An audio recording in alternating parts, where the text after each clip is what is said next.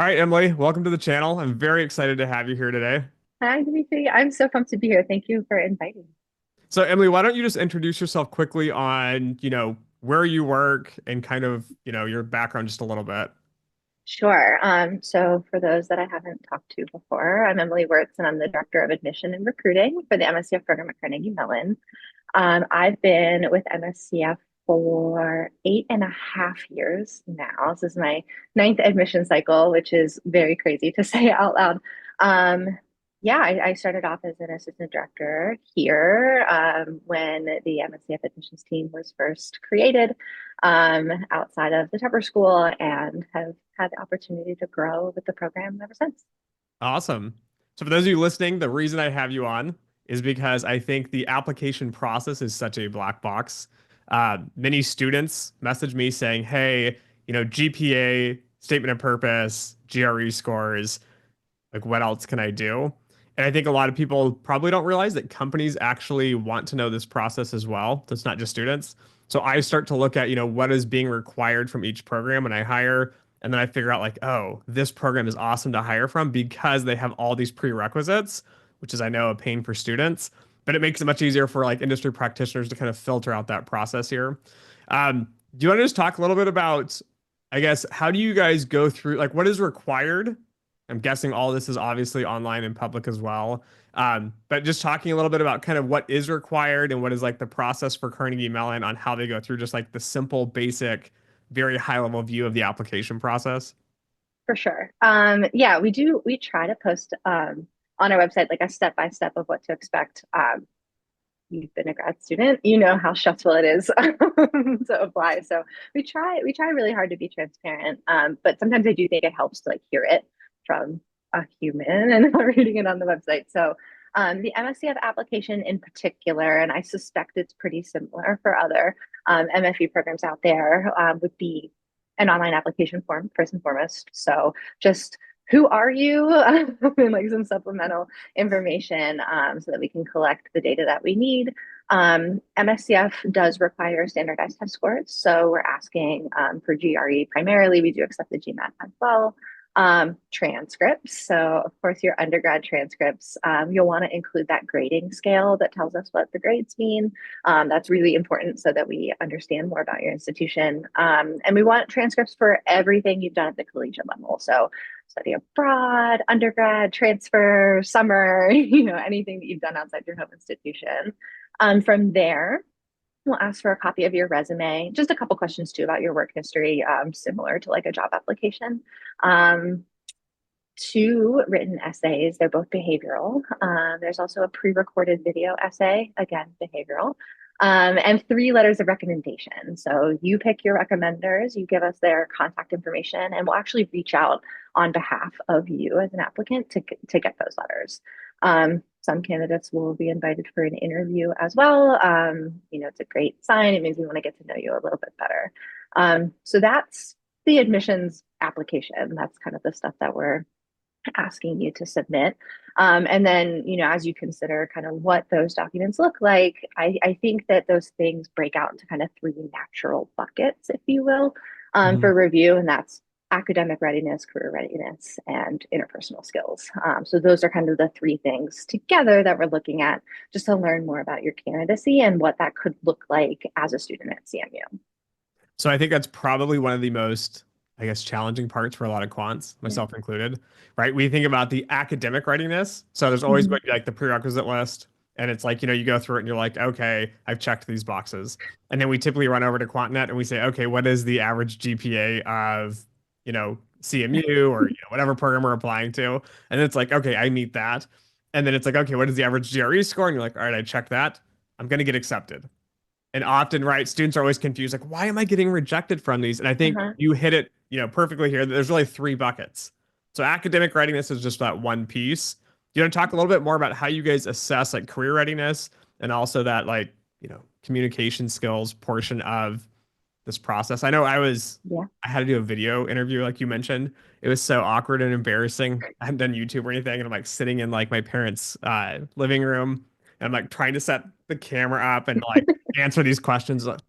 I don't know. It was tough. But do you want to talk a little bit about how you guys go through that Yeah. assessment process and kind of the questions that you guys kind of at least generally ask and kind of what to look for? Yeah, of course. So when it comes to career readiness in particular, when you talk to different graduate programs, one of the like keywords or buzzwords that you hear a lot is this concept of like transferable skills. Really, all that means is what is it that's already part of your portfolio that when we pair it with a graduate degree is going to make you competitive. Um, that is different for literally everybody, right? Because every single candidate comes to us with different experience, different internships, different class projects, different extracurricular activities. Like every single resume is different Hmm. categorically. And then on top of that, everybody's post grad school goals are different. And so, Right. typically when I tell students how to prepare, writing their resume for grad school, writing their essays for grad school, that's the question I have them think about. Think about what it is your future goal is. Imagine you're in an interview for that job. What bullet point are you going to pull from each one of your previous experiences and sell it to that recruiter as useful? And so that's really the thought exercise that we're going through within the MSCF admissions team is, what is it about you? What kind of experience do you bring to the table that will not only make you a competitive applicant for future internships and jobs, but what is going to add value to the class, what's going to make you successful in the program, and what's going to, make you a student that is exciting to have, right? Yeah. So that's the career piece. And then you're exactly right, Dimitri, with the interpersonal skill piece. The video essay I know can be scary and awkward. Um, Talking about yourself is really hard. It's really hard, especially if you're being asked to do it in a language that you don't natively speak at home. And we get that. So, really, what we're looking for is just a baseline of communication skills, but also interpersonal skills. Are you the type of person who sets goals and achieves them? Are you the type of person that will be needing reminders to do your homework? Those types of things. Our program in particular, and I know a lot of others like the MSCF program, place a lot of emphasis on communication because, as a quant, obviously technical skills matter, but Hmm. um, your boss, your clients, these are people that may not have the same technical background as you. And so having the ability in a non-technical way to explain what you've done and why they should continue to have you do that thing is really important. So that's where the video essay and the written essays come in as well. Okay. And it makes sense because when you think about this, I always now look at this from the employer perspective of like, Mhm. how do I get the best student? What is like the goal of the programs? I mean, Carnegie Mellon's probably different than other programs. I know I talked to many different universities. Is the goal more or less just getting the job placement? Is it the education piece? Like, what do you guys focus on in that? Trying to emphasize with students here as well as, people Yeah. hiring. It's not simply like I need to collect money, right? There's an end goal that you're trying to get the perfect candidate to fit in. Yeah, I mean, I don't know that this is the most exciting answer. I would say the goal is student success, but of course, that means something different for everybody. Some students mark success for themselves when they get that job, which we love to see. That's exciting. Obviously, we want our employer partners to be happy with the program, so that's one way. Some students are excited to learn something new and upskill, and that's their priority. And the job is exciting, but maybe their satisfaction is more like based around the academics that they're receiving. For some students, the most exciting piece of graduation is having a network, and so Mhm. really just in a very broad sense, student experience and student success is the thing that we're targeting, and again, that can mean something different for everybody. Usually, it's a combination of those things. Is there anything specifically you guys filter out? Like students like will say, my statement of purpose is to do X, and you're like, this doesn't really align with what the program's goals are. So in the essays and in the interview and parts of the application, we are asking a little bit about your future career goal. Um, I wouldn't necessarily say that if your goal doesn't align with what it is that we're doing, that we're automatically screening that person out of the process. But it's definitely an invitation for us to learn a little bit more about where your goals are coming from. Um, a lot of times when students are looking for grad schools, they want to find the school that's the best fit for them, right? To Mhm. help them achieve their goals, whether that's career or academic. But grad schools also want to find students that are the right fit for us, right? And Right. so we want to make sure that the students we're bringing into the program are students who are interested in the same outcomes that we have to offer. Um, Grad school is hard. Grad school is expensive. And so we don't want to be inviting students in that ultimately we're not the best fit for. And so no, there's no screening. There's nothing that you could do that would like instantly get you removed from consideration, but definitely an indication to us that we want to learn a little bit more about why your goals are your goals and kind of what the common thread might be between us and between you. Yeah, I mean, I think a lot of students fail to see that often. I know I Mhm. did. I was like, I want to go to these schools and like, they're big name schools and high rated. But I never did the research to the point of like I recommend students to do now, which is thinking about like what does that program specialize in and what are they Mhm. offering you? I know many students from programs I've talked to, they've graduated and then they're so disappointed and they go, I paid 70, 80, 100 something thousand dollars for the degree, ended up with a job, but I'm upset because that job is not the job I wanted. And then I always ask the question, did you talk to alumni? And typically it's no, I never did. And to your point, right? It's like if the program's really funneling students into specific areas of the marketplace, it's always good to have a program that best prepares you for that. I know some programs, like Michigan, for example, is highly mathematical. And so a lot of students will get pushed into like more of the financial engineering side, a lot of the sell side of it. And then you have other programs like Carnegie Mellon, who's very generalized. So you guys have a very, I guess, in-depth placement, which is very interesting. I mean, Carnegie Mellon's one of those rare ones. I think it's probably because of the history of the school, the alumni network, and a lot of those other pieces. But you can see kind of how some programs are perfect fits, some programs are not so good fits. I was rejected from one of the programs. I was very disappointed as a grad student. And now I look back and realize they were only placing students in quant dev, and I don't want to end up in that area. But I didn't know that. I mean, it's, number one, Right. number two on QuantNet every year. And then I think to myself, like, oh, I'm so disappointed. But I never did the research to realize that program's not going to prepare me for the jobs that I'm looking for in a career. Yeah, and I feel like especially now in 2024, there's a ton of data out there. And so I think as a prospective student, the best service that you can do for yourself is to scour all of the corners of the internet to find that data. The MSCF program publishes its employment reports that clearly states for 3 years every single job title that students go on to take after graduation. And so the best way to find out if a program or if a career is the right fit for you is to look at the real-time data that's being pushed out by these programs. And then, Google a sample job description, find an alum that's working in that field and see if that makes sense for you.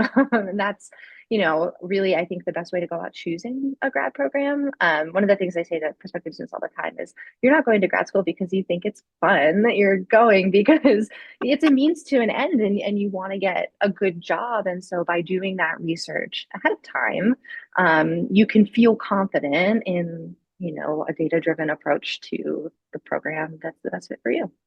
Yeah, definitely. I think you were spot on with like the amount of information.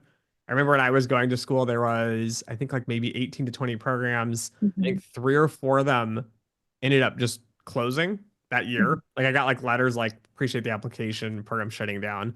And that was like 20, I think 11, 2012. And now Yeah. it's like, there's so much more information. I think the programs in general have gotten much better about providing more information on their websites. Like back in the day, it was like, quant finance master, make lots of money, great math and stats. And it was like, yeah, it was like one page. There's no like links to like Yeah. curriculum and, CMU's done great on. I always love going on the website and digging through their data, but you guys have lots of data on like the job placements, where students are Mhm. going. The alumni I've reached out to have oddly reached back. So many Yeah. programs do not reach back. But a lot of CMU alumni have been more friendly and easier to work with. And so I think a lot of these things in the modern times, it's been better. There's more data to kind of make those decisions out there. Sure. Yeah. And our alums are super excited. They're happy, to reach out. to folks considering the MSCF program. I think, yeah, like you said, the best way to learn more is just to talk to someone who has the information you need. Yeah. So what really separates apart? Let's go into like the resume portion of this. When you're doing the Sure. application, I review a lot of resumes. I've seen a lot of bad resumes. But when you look at this from a grad program, like what are some of the top mistakes you consistently see on like how the resumes are written and kind of issues you see with them that perhaps people could change to make them better? Yeah, I would say the biggest recommendation I have when someone is looking to write a resume is just to be as specific as you can. It's fantastic to say that you automated something. But if you can tell me the language that you use to write that code, if there's a model involved, what model, if you're saving time, how much time, what percentage, I think that's really a way for you in a very short space. The resume is what, one, maybe 2 pages max. To brag a lot about the things that you've done and what you've contributed. That's definitely, I think, the biggest is, I'm not asking you to write proofs in the bullet points of your resume, but anything that you can do to really quantify your impact and what you learned, I think is huge. That's Yeah. definitely the biggest one for me. I think lack of details is always like the hardest thing to explain to someone. Mhm. Because to your point, I get like the resume and it's like, I automated this or Yeah. I did Black-Scholes model. And I'm always like, how? Like, what did you do? What did you learn from the project here? And I think it's easier, as one of my recommendations is go to like a friend or a family member who has no idea what you're studying, have them read your resume, and then Yeah. go through it and say, like, ask questions about it. Because they're going to ask basic questions like, well, how is this possible? Or how did you get to this? Or why are you doing this? Like, why is this important? And I think often that kind of helps realize like there's more to put on the resume as a student than you realize. Because you're thinking like, I have undergrad, but you don't know Mhm. what to put. And it's like maybe you had an interesting class project or a thesis or something you did, and then you can talk more about like the depths and the skills that are applicable to the jobs or, or to grad school. Yeah, that's another one for sure, is not to undersell your course projects, especially if you're an undergrad who doesn't have work experience. That there's so many cool things that I've seen come out of course projects that only come out, during the interview. And it turns out that a student has, this really cool project or two or three really cool projects. I'm like, well, tell me about them, please. I'd Yeah. love to hear all of these wonderful things that you're doing, especially if it's like a CS course where it's really technical and you have a whole semester's worth of freedom to really do whatever you want. I love when students put, their course projects on there. I think it really helps to show how they're reinforcing those technical skills in the classroom and out of the classroom. Yeah. Do you guys also help, I guess, international students understand the difference between a CV and a resume? Often I'll get like 12 pages and I'm just like, that's a lot to go through. And also it's so tedious that I tend just to skip when you're hiring. It's like, this is too much work to read. Yeah, so in the application process, we limit it to 2 pages. So I think that really underscores the difference. And then our career services team on the student facing side, so like once someone matriculates into the MSCF program, one of the very first things our students will do over the summer is sit down with their career counselors and some software that we use for resume review. And they'll go through and really pare that down and then send it through essentially like a resume checker to make sure that it's going to pass through some of those automated things that we see on the hiring side. So there's a lot of structure, especially once a student matriculates, on what they should be putting into their resume, how it should be formatted, best practices. And in that instance, we're asking for a page. So again, very clear that it shouldn't include everything you've ever done. Do you guys also mention to exclude pictures? This They do. drives me nuts. I always have to explain to internationals. I'm like, okay, in your country, it's required to have the photo.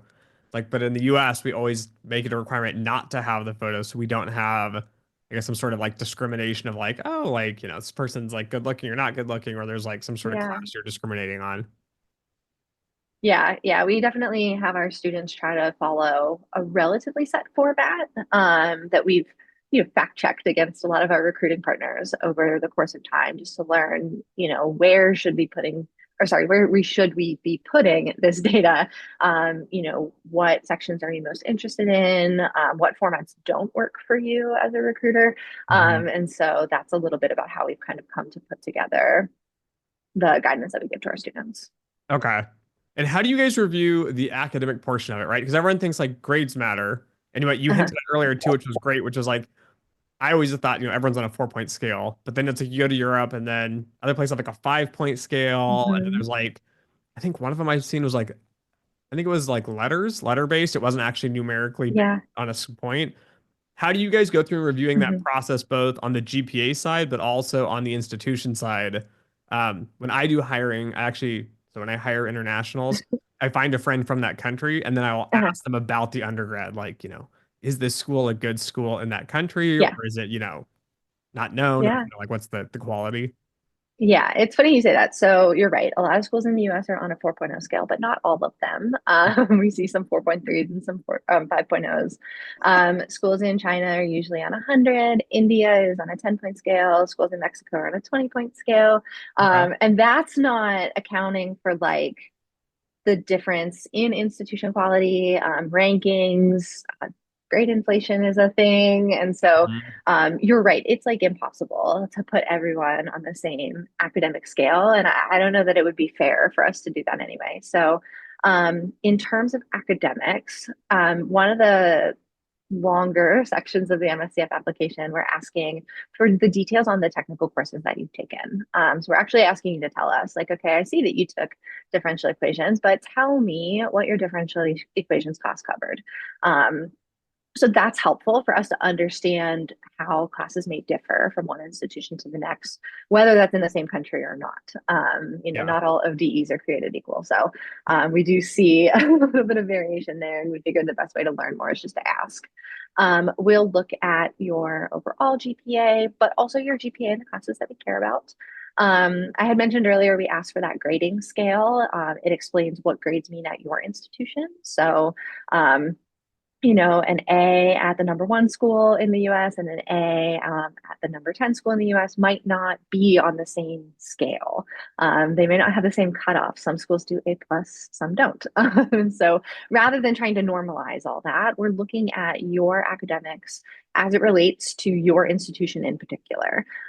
So kind of all within the context of yourself as a candidate. We also look at a lot of contextual information. So what was your course load like that semester? Was it a grad level class or not a grad level class?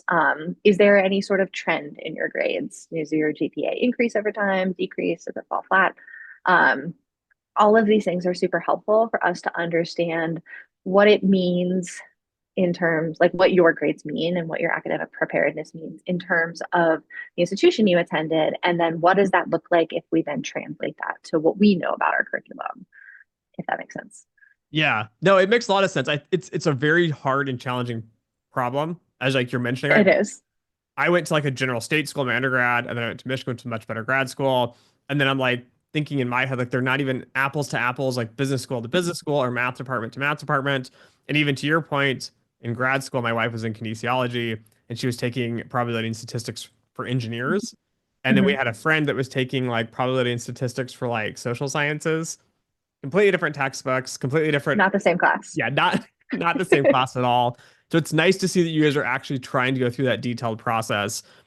It is very hard, even from like the hiring standpoint, right? I'm looking at programs and it's like just because your school is not a, top 10, top 20 school, it's hard to figure out like maybe that program's really good. I mean, like Claremont's a perfect example. Like Harvey Mudd's really good for math. And when I mention Harvey Mudd, most people are like, where? Like, what school are you talking about? I'm like, no, it's one of the best math programs.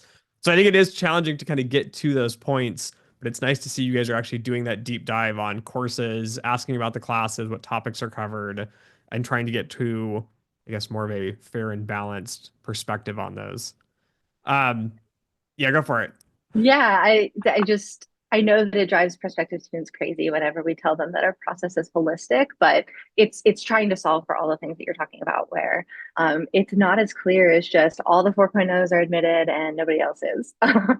So yeah, we try really hard to dive deep into what each particular student is bringing to the table. And I think in many ways it breaks the rankings. So the rankings came out today. But I think a lot of students, right, look at it mathematically, like to your Mhm. point, right? It is, the average GPA accepted is like, say, like a 3.5 or a 3.8 or a 3.75 or something. And you're thinking in your head, like, as long as I hit the average or above, I'm going to get an admissions. But to your point, right, it depends what courses you have taken, the Mhm. difficulty. I know a lot of students ask me, Dimitri, should I take this really hard, like, real analysis course in my undergrad? Or should I focus on getting a really good GPA and taking, I don't know, like linear algebra or like a finance class? And I'm like, take the hard class because focus on the education, right? You're here at school, whether it's undergrad or grad school, to learn more. And I think too many students look at those numbers on the rankings and they're like, oh, this is like the average, or even comparing programs, I think is awful. Because you'll look at like two programs and you're like, this one has a 3.85, this one's a 3.9 for the average. And then you're thinking like, oh, the 3.9 has to be better, but it's probably not. There's probably not a lot of difference between those just because, to your point, there's such a difference in the application process that we don't typically Mhm. see. And there's no easy way to express that either to like a rating agency like, QuantNet or even like my rankings and saying, hey, this is how we ranked all, all students and then comparing all these programs together. Yeah, it's tough for sure. I don't envy anybody who tries to put together all of that data because I am sure it is just very difficult to sort through. Oh, yeah. So what makes a student really stand out on this? I mean, you're talking about the resume piece we've talked about a little bit. Mhm. We've talked a bit about doing the interviews. Is there anything you'd recommend, I guess, on that part for like how would you prepare for the actual interviews? I know most of us are a little nervous. The video one's weird. I'll just put it that way. Uh-huh. I mean, I'm used to sitting in It, my attic here and talking to a camera by myself. I know it's odd for students, but I think the more scary part is like the live like interview of talking to someone yeah. and not messing Uh-huh. up. And then as you kind of mentioned too, if you're international, now you're like worried about how you say something or how you answer questions or how long you have to Yeah. think. Yeah, I understand it's terrifying. I'll start by saying, well, so at least for, the fall 25 cycle, and cycles before it, the people that interview are the admissions team. The MSCF admissions team is really small. And so if you've come to an event, if you've gotten an email from the MSCF admissions team, you've probably talked to half of us already. And so one of the things that I think is nice about having the opportunity to interview all of the students, is that we get to know them quite well throughout the process. I like to think that having the admission team conduct the interviews means that you're getting a friendly face. That if nothing else, you've exchanged emails with once or twice before. That doesn't take away from the stress of it being an interview. But I don't think I'm very scary. So, I hope that prospective students don't feel the same way. What I tell folks all the time is that the interview it's a required part of our admissions process. Anyone who is admitted to the MSCF program does conduct an interview.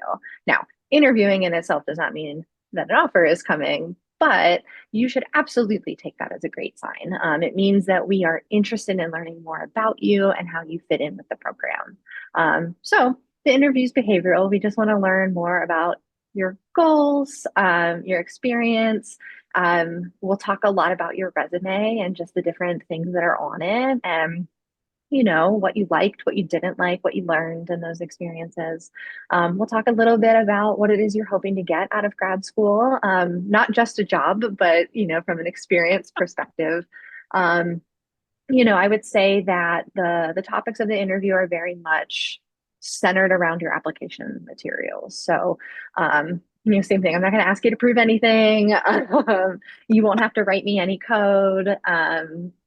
Like I said, it's behavioral. So, I know that talking about yourself is very scary, but truly, we're just trying to learn more about you as a candidate, and what it might be like to have you in the class. And so, I know that I can't take all of the stress away, and I know I can't make it not scary, but that is the goal of the interview, is just to learn more. About you, and certainly as a prospective student, there's more to you than just your resume. And so, really having the opportunity to sit down and just talk more about that. Do you have any tips on how to practice for these? any like events or things you should attend that perhaps might, I find it like, Yeah. I think it's embarrassing. I hate talking to people. Like when I was in grad school, they had like the career advisory and it was like, come sit with us and do a mock interview. And I'm Mhm. like, why? Like you're not a company. Like this is a waste of time. But I failed so many interviews, kind of that process of like, to your point, right? It's weird talking about yourself and telling people Yeah. like, I'm so great, I'm an amazing person. I mean, how do you get the practicing points, I guess, for that to kind of make that process a little smoother? Any tips on that side of it? For sure, for sure. First and foremost, it the only way to get better is to practice. And I've been interviewing candidates for 8 years, and there are times where I'm still like a little nervous about how I'm coming off, and I want students to like me just as much because I genuinely hope that the folks we offer admission to will want to come. And so, it does get nerve-wracking, but I think just as you said, the only way to get better and the only way to stop being so overly aware of what's happening is to practice. If you are a current undergrad student, the Career Services Office at your school is a fantastic place to start. Their job is to give you the tools you need to get a job. So, interviewing is a really big piece of that. I think it's really helpful to do a mock interview and then, go to your friends and tell them what questions you felt the most uncomfortable answering and just talk to them like it's a conversation to get more comfortable saying those words together, out loud. I think another underutilized resource can be alumni. Again, whether you're an undergrad or someone who's currently working, presumably finished your undergrad already. So having alums is super helpful. Mock interviews are a great way for alums to give back. And at least in the MSCF program, we find that, our alums are always very happy to assist current MSCF students in things like mock interviewing. And so um, ask for coffee chats, ask for mock interviews. It doesn't always, in my opinion, have to be like a formalized ask me job interview questions type of thing, Mhm. but just you like you said, Dimitri, in your networking events, like just talking to new people definitely makes it feel less scary and less foreign. And so then when you find yourself in an interview with a person that you maybe have only talked to once at best, I think that takes some of the stress off too. That makes sense. Yeah, I've over the years I've gotten like more comfortable. I've been very introverted, especially in like undergrad and grad school. And then like YouTube's been this weird thing of me just like talking to a camera. And even when I go to conferences, I'm usually like the person that's like at the back, that's not really Uh-huh. in the networking tables and people chatting. It's helped being on YouTube because now people come up to me. So I don't have Uh-huh. to make that, initial Yeah, introduction. I'm the same way. I know that people won't believe it, but like I was the person in college who was petrified to ask questions. And, I never wanted anyone to like look at me, think about me, talk to me. So I get it. It's scary.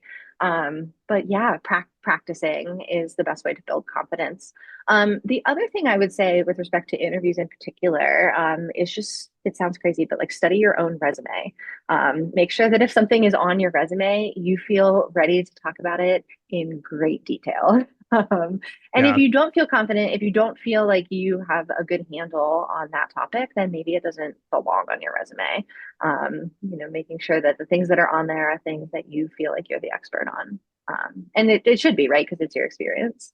Yeah. Yeah. No, it's a great tip. Even for job interviewing, people are expecting, the coding and like the math. Mhm. And often I'm like, tell me about this project on your resume and like, what was the biggest issue you had during that Yeah. project? And then there was like surprise, like, I prepared for this huge technical interview. And I'm like, no, no, no, I want to know like about the project and the details and like how you think about it. I think a lot of students miss like that process. Like, I want to see how you think. And I also Yeah. want to see you're excited. Like, I don't want someone that's Yes. like, I got an engineering degree and I don't want to be an engineer. So I'm going into quant finance. And you're like, but why? Like, what's the exciting, interesting skills or part that's Mhm. kind of driving you towards that process? Yeah. Yeah, I mean, that's one of my interview questions. It's like, you know, why are you here? What is it that has you excited? Like, you don't have to be 1,000% sure that you want to be a trader forever, but tell me what like 2024 you is excited about. I want to learn about, why have you gone through all of the time and effort to put together this application and now you're in this interview? Like, tell me why you're here. Yeah. Yeah, I think most students miss that. I think it always seems very unfair, right? It seems like the grad programs or like the companies hiring have all this power. And it's like Mhm. you're like begging of like, I have a resume, I'm just trying to submit them. But I don't think a lot of times students realize it's somewhat the other side too. Like programs are competing and fighting over the best students. And part of that is going to be making job placement easy, right? No program wants to take on a bunch of students who don't fit the program, who are going to be hard to place in jobs, who don't really want to learn the material, who are like looking for some sort of shortcut. They're looking for students that are really excited to be there because it makes teaching 10 times easier. I can tell you that. And then I also believe makes it. job placement easy because it's like you have an amazing undergrad, an amazing experience, and then you learned and got as much as you can out of our grad program we're offering. And then finally, the job placement's going to be much easier because it's like we already know you have all these great steps, which is why we use that for filtering in the industry. I look at programs and go, oh, you went to, this grad school. Yeah, for sure. And I think sometimes too, in our process, we ask students like what your goal is. And as I said before, you don't have to know 1,000% for certain that you want to be, a trader at an investment bank forever. But MFE programs are very specific and they're very tailored to the industry. And so that goes back to our conversation about fit. If you're not sure that finance is in your short-term plan, um, those are the types of students that sometimes aren't excited, as you mentioned. And it's ultimately because this just isn't the right pathway for them. And that's a big part of the application process is just making sure that, we're setting everybody involved up for success, including the student. Yeah, that makes sense. Can you give us any examples of some of the essay questions that are commonly asked? Like things you have to write out? Yeah. How long are the essays that you're asking for? Yeah. Yeah, our essays are like 500 words. It's short. So yeah, it's not I want there's like no need to 2,000. write like a dissertation or anything like that. But I will say that our essay questions are relatively specific. There's certainly room for interpretation, but the essay questions that we have selected are the essay questions because that's the information that we need to make a decision. So, Okay. they're intentional. The first one for this cycle is um, pick something from your resume, whether that's professional or academic, and tell me how it will contribute to your future career success. So, transferable skills. There you have Okay. it. And so, just tell me a little bit about what you learned in one of your last experiences and why you think that will help you work in quant finance someday. The second essay question is tell me about a time you faced a challenge and had to overcome obstacles. How did you do that? So again, very helpful information to learn about fit and motivation and your personality and how you approach problem solving. The video essay is asking, pick a thing from your resume. Again, it can be the same one, it can be a different one. It doesn't super matter. And walk me through the steps that you took to actually secure that opportunity. So how did you get your internship? How did you end up on that research project? And so again, we just want to learn a little bit more about your approach to things like recruiting and how you prepared yourself to go through that process. So yeah, I mean, I know 500 words isn't a ton, but the questions themselves are relatively targeted, and I think that they fit quite nicely into what a lot of students have written as a personal statement as well. Okay. That makes sense. Is there any tips you have on the personal statement? I've seen awful ones. Like students will send them to me and it's like, I want to work in finance because it'll be a good, stable career. And you're like, but why? Like, but that's not a why. That's just like I want a nice life. And I always point out to students, like, you could go into investment banking, or you could be a Mhm. doctor, or you could be, I don't know, you could work at a grocery store. I mean, there's 100 different jobs out there. Like, you need to pick something. Is there anything that you guys look for in that statement of purpose that kind of helps, I guess, weed out candidates? I think it can be really easy to write your personal statement just as I really want to go to Carnegie Mellon. And I hope you do. I hope you do. But what I'd love to know in your personal statement is, you know, what is it about you that's kind of led you to this point? What do I need to know about you as a candidate so that I agree that you should come to Carnegie Mellon? And so I think that that takes a different form for everyone. And I think the personal statement is a really great place to include information that maybe isn't otherwise obvious on your application. I think is a really nice supplemental piece. We don't require one as part of our application process. We have instead what we call the optional essay, which is, I mean, it's optional. It's just that. But the prompt is, is there anything else that we should know? And oftentimes, what students are providing in that space is their personal statement, because they've written it in such a way that says exactly what context we might need. And so I've seen personal statements tell an anecdote about the student, kind of giving a story about one of their most formative experiences, whether that's related to quantitative finance or whether that's just help to build kind of their personality and who they are now. I've seen students write all the reasons why they're excited about Carnegie Mellon, which again, there's not certainly nothing wrong with that, as long as you're answering the why.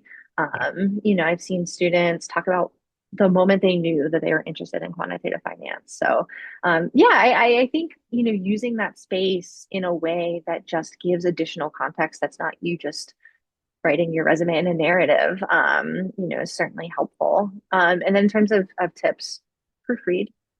Let Yeah, let yeah. someone else read it. Let Microsoft Word spell check read it. Just make sure that it doesn't have any like crazy typos or anything like that. But yeah, I think the personal statement is just a really great place to provide that additional context. Okay. One common mistake I've seen, which I've rewritten so many statement of purpose for students over the years, Mhm. is they tell the program why the program is so good. And I remember a close friend of mine, I remember reading his and I was like, this is complete garbage. And I just threw it out and I was like, we got to start over. And he's like, why? And like, you've already applied and been rejected the last year from all these programs. And he's like, all right. I'm like, the program already knows why they're great. Like you already know your strengths. You telling them literally what's on the website or telling them what the alumni told you doesn't do you any service because to your point, right? It's not about you. You're like telling the program about themselves. It's not a statement of your purpose. It's like trying to tell them why it's so good. But I think many students fall in that trap because they're like, no, your guys' program is so good. And I'd love to go there. And here are 10 reasons why it's amazing. And then the worst I see is they go, oh, and there's this one professor there, and they're really smart, and they're an amazing professor. I'd love to work with them. But there's no why. Like, where's the why? Like, is there a driving point behind that? And I think a lot of students get stuck in thinking, like, if I tell you how great you are, that you're going to be like, oh, they want to be here so bad. They're the best Carnegie Mellon fit ever. And somehow they're going to get an acceptance on that. That's probably the most common mistake I see is like students will write just consistently about the programs instead of writing about themselves. I do see that. One thing I appreciate about that approach is that clearly you've done your research. And so, Right. the students who put that in their personal statement, I think they're on a right track, right? They're doing a ton of research. They're thinking about why they want to be part of the program and why the program is the best fit for them. They just run out of space, so they neglect to kind of close that loop, Mhm. and talk about you know the why. So I think it's great that you've done your homework, you've done your research, and all the great things we have to offer, and that you're interested in them. But close that loop and tell me how it's going to benefit you, or why that resonates with you the most, or just kind of just you're 75% of the way there, and if you just kind of bring it home, then I think that really helps to turn it around. I think part of it too is realizing as a student, like the programs, whether they admit it or not, whether Carnegie Mellon will admit it, you want good alumni. Like there's Absolutely. always the alumni feedback loop to it. And I think often there's that piece of like realizing like you're selling yourself to the program. Like, let me tell you why I can make Carnegie Mellon so much better. Like, let me tell you why you need me. Like, I have to be there. Like, I will make this a great program. And I think students sometimes miss that. I think programs eat it up because they're like, oh, this person's going to be easy to place. They're going to have a great network. But I think the alumni piece of this is often missed from students. I also think most programs miss the Mhm. fact that alumni can be your biggest asset. How do you guys keep that, I guess, connection with it? I have always struggled, even with grad programs I've Mhm. been to, programs I've worked with. So it is amazing that you have been at, Carnegie Mellon for 8 years, almost 9 years now. Yeah. I've worked with so many programs that it's every couple of years, it's always a new person. Like I'm like working at the school, and it's like new advisor, new career services, and I have to rebuild these relationships. How do you guys Mhm. keep kind of that cohesiveness with the alumni and kind of the program? Yeah, our alumni are a driving force of the program. And, of course, our faculty and staff are incredible. We've got a lot of really great resources here. But, MSCF being the first program of our kind also means we have one of the largest alumni networks. If you're someone who's looking in the quant finance industry, it can be kind of tough to find a company that doesn't have someone who's touched MSCF at some point in time, right? And it's not lost on us how important those relationships are to continue to build. And so, um, I we ask a lot of our alums, but I think that they're very proud of the education that they have and the reputation that our program has in industry. And they want to help us maintain that reputation as well so that we can continue to provide high level talent into the industry alongside them, right? And so our alums are incredibly involved in the program through things like mock interviewing. They serve as what we call our quant in residence, which is a volunteer position that our alums help with, where they make themselves available virtually to our current students to talk about things like technical interview prep. What is really the difference between trading and research from someone who has done both of those jobs, at XYZ company. They serve on panels, they help us with our treks. And so, we love to engage our alums in that space, helping them um, contribute back to the program. Our alums also help us from like an admissions perspective in that alumni survey report. I know that you and I have talked about a couple times where we're sharing data about where alums have gone post graduation, and so asking them to tell us more about how their careers have grown and progressed, and taking a really vested interest in how their careers have changed. Our alumni network itself is also very active. We try to host alumni meetups and happy hours in major areas at least once a year when we have the opportunity, depending on the size, of course, of the alumni population in that city. We also have an incredibly active LinkedIn network of alums that has a lot of chatter pretty consistently. So, just trying in as many ways as we can to keep them engaged and allow alums to tell us how they'd like to be engaged. Some alums love to fill out those surveys and tell us how things have changed. There are alums who really want to help with recruiting. There are alums who really want to help with mentoring current students. And so Diffie and Bridget on our team, who work very closely with alums, do a fantastic job of just, reaching out and keeping that method of communication open and saying, what can we provide to you in terms of opportunities, but then also if you're interested in giving back to the program, what way would make you most happy and kind of how are you interested in having an impact?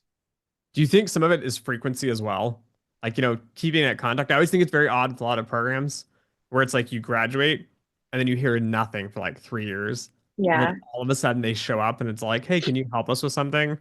But with some of the stuff I've seen with you guys, it seems like you guys try to keep that frequency up where it's like, I don't need to be in your inbox, every week. It Mm-hmm. does seem like at least you guys kind of follow up in that frequency to kind of keep alumni tied in together. Yeah, I mean, despite the fact that we do have a huge alumni base, in the greater context of the whole world, quant finance is a small world, right? It's not the biggest industry out there, and so I think that, and we think that those types of connections are really important. And so, just keeping a pulse on how everybody's doing, and providing opportunities to be involved if that's something that they're interested in. I think I think it's working. Yeah. Like I said, I see a lot of engagement from our alums, and we're fortunate to have alums that are so excited to help and to give back. Do you guys work on anything outside of the alumni network as well, like trying to pull in other parts of the industry in itself? In terms of Like so marketing we, events or like reaching out to like resume books. I know when I hire, I typically reach out to programs and I'm like, hey, can you send oh me yeah, something? yeah, yeah. Our career services team is I don't know that they ever sleep. So they do a ton in terms of keeping a pulse on the industry and getting students connected to the industry, which is, I think, what you're asking. Yeah. So you can stop me. So yes, we absolutely do have a resume book. We update it very frequently. It's for full-time and for internship seeking. And so that's something that's accessible to recruiters if they're interested in hiring from our students. MSCF hosts treks as well. So we take students to Chicago and to New York to do site visits with some of the companies that they might be interested in working with. We have someone who oversees employer relations on our team. Her name's Quita. And she and our executive director, Robert Simon, are often like out in New York City, meeting with companies, trying to make sure that for the employers that we frequently work with, do we still have the right contact information? Are there other teams that we should be in contact with? So do we have more than one trading desk represented? Do we have Yeah. teams outside of trading represented? Are there other companies that, maybe they have lower headcount, so they used to hire from MSCF, but now, maybe a little less so just because, they're not hiring hundreds and hundreds of students a year. Are we making sure that we're getting in front of them so that when it's time to make those difficult decisions, who's going to be their 1, 2, 3 hires for the year, is MSCF at the top of their mind? Are there companies that our students have expressed interest in that we currently don't know anybody? So they're spending a lot of time like really trying to sit down in front of employers and make sure that they're aware of our students, they're aware of the curriculum that we teach in the program and kind of what you can expect an MSCF student to have when they graduate from the program. So yeah, employer services and employer relations is a really big part of what we do. And then our career counselors, of course, on the student facing side, making sure that there's a good approach, a holistic approach to making sure that our students are getting the right exposure and that they have the right tools to find their jobs. I think this is critical for any programs listening. So I know a lot of the programs actually listen to the podcast. One thing I love about Carnegie Mellon, one thing why you guys continually get ranked on my rankings, is that you have these people, and as you mentioned, right, it's a small team. It's not like you have this team of like 50 people that are like, doing all this. But I love that you guys are always working on like contacting like the employers and talking to them and putting on events and doing the trucks. I think so many programs get overwhelmed and they're like, okay, we're going to hire one person to career admissions and then that's it. And there's like no like outreach. And sometimes that person's even doing the outreach portion to the companies. But I think a lot of times they're missing that piece of like, I would love to be involved with the programs. I'd love to talk to like the companies or the schools and figure out what you're doing and why your students are great. And I think Carnegie Mellon's done a great job at making a small team so it's cost effective. So good for programs. But at the same time, being able to research and network and put out a lot of the, I guess, the feelers out into the industry to figure out what's going on. Too many programs, I feel like, they just set up this weird conglomerate of like, let's take some math classes, let's take some from the finance department, the business school, maybe some stats, and then they merge it together. But I think Carnegie Mellon's done a really good job at kind of doing this piece where it's like you're actively, like I feel like you guys are hunting. You're not waiting to get something brought to you. It's like you guys are actually out there trying to get the jobs and build kind of the network there. Yeah, I are like I said, I can't say enough good things about our careers team and how dedicated they are to helping our students. Obviously, the students are a really big piece of that as well. They're all motivated, they're all talented, they're all superstars. And so, I think the fact that our careers team is able to have such a strong rapport with the students. They only work with MSCF students, so they know their students very well. And then with the help of employer relations, are able to kind of take that back to the companies and say, here's exactly what you're going to get if you hire one of our students and, come talk to them. One of the events that we have would be our corporate presentation. So like inviting companies to come talk to our students on like an info session type of basis, just to say, here's a company that you maybe haven't thought about. Here's what they do, what types of students they're looking for. They're here, so obviously they're interested. And I think it's the exposure and just presenting students with as much knowledge as possible and as much information as possible and kind of get, like I said, giving them the tools to go out there and compete for jobs. Yeah, definitely. All right, so for one final question here to wrap this up, when is the recruiting season? 'Cause I know a lot of students don't often know when is the Mhm. application process. Just from Carnegie Mellon's perspective, like when is the process of the applications due? And also just for a little bit of interest, how much time and work does it take you guys to actually go through all these applications? Because I don't think students realize Yeah. either, like it's not this easy process. Now we're Mhm. kind of talking about it's comparing schools and GPAs and Yeah. watching videos and doing interviews and reading all this. Kind of what does that timeline look like here? Is kind of just like the final wrap up. Yeah, so I've said a couple times, grad school is stressful. It's stressful to apply. I can't take that away. But what we do try to do in MSCF is be as transparent as possible around those dates. So every like late September, early October, you'll see dates change on our website for the current application cycle. So for fall 2025 entry, so if you're looking to start grad school this August, the round one application deadline is December 1st. That's 11:59 p.m. Eastern, in case you're wondering. Those candidates, everyone in round one is getting a decision on February 28th. So we don't do any sort of like rolling admissions or anything like that. We post very clearly on our website. Applications due December 1st. You get your decision February 28th. We do 2 rounds of admission in MSCF. There's no difference between the two. It's just when are you ready to apply? When do you want to hear back from us? So in round two, that deadline is early March, it's March 2nd this year. And then May 1st is when decisions come out for round two students. So we try to be as transparent on that, cut and dry. It takes us every single second of that time, I there's no minimums in the MSCF application process. There's no screening. We had talked earlier about like goals and essays, right? And I said there's nothing that you can do to get you like excluded from consideration. Every single application is read over by multiple human beings. We're looking at it in a lot of different formats. Again, very holistically.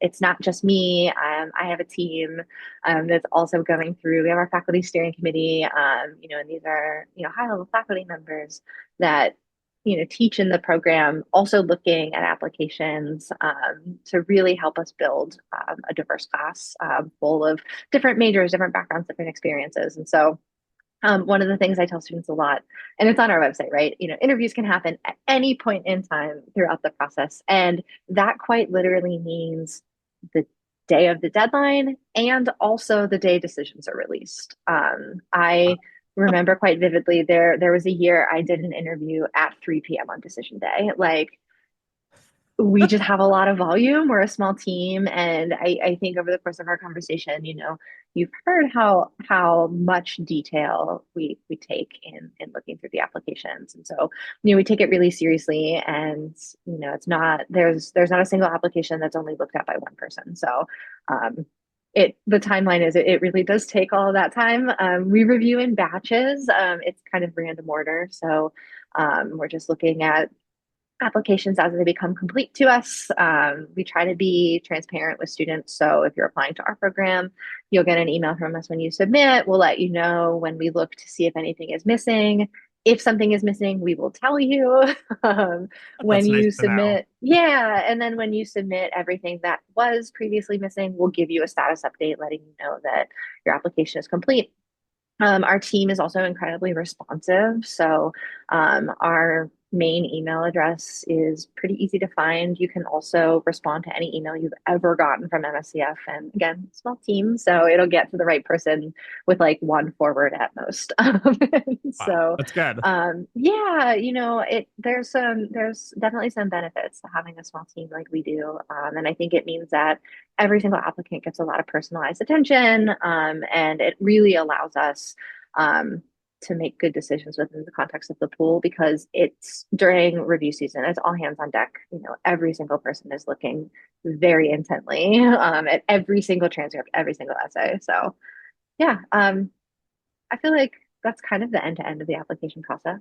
Yeah, yeah. No, it's great. It's a lot of detail. I think a lot of people miss like it's not like this quick, dirty process of like, oh, resume sucks, and they throw out the whole applicant. It's nice to see that it is very manual. I know it sucks for you guys, right? All this extra work, but it's nice to see that like you're getting involved. I know I've even messaged programs before and I've never gotten a response, which I think is very odd. But it's great to know you guys like, to your point, it's a small team. The emails are coming through. There's good sort of communication going through the Mhm. process.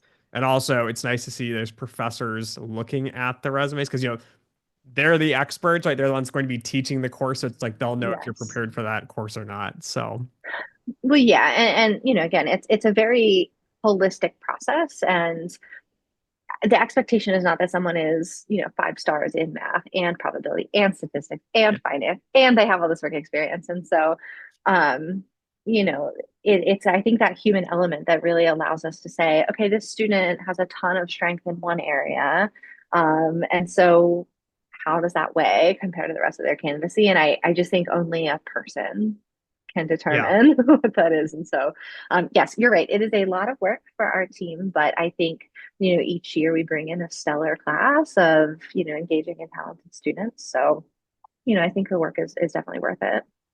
Awesome. Well, thank you for coming on, Emily. I learned a lot about the application process here. It's nice to see the Thank ins and the you. outs and a lot of the challenges that kind of go through that process. No, this is super fun. Thanks for having me.